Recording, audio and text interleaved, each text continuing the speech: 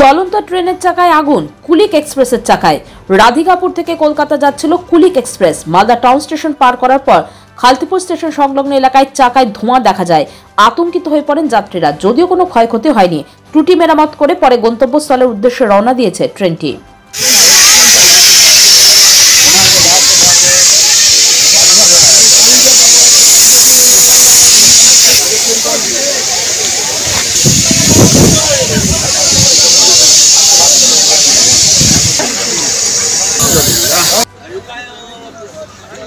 ना ना ना फायर एक्सटिंग्विशर सब मार के बुझा दिया।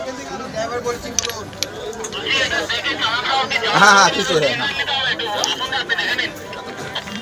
अभी तो गाड़ी नहीं आती। हाँ हाँ सब बता देंगे अच्छा अच्छा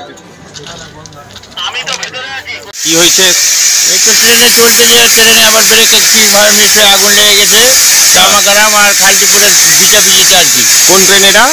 এটা কুলি এক্সপ্রেস। আচ্ছা, আপনি কোথা থেকে আসছেন? আমি মালদা থেকে।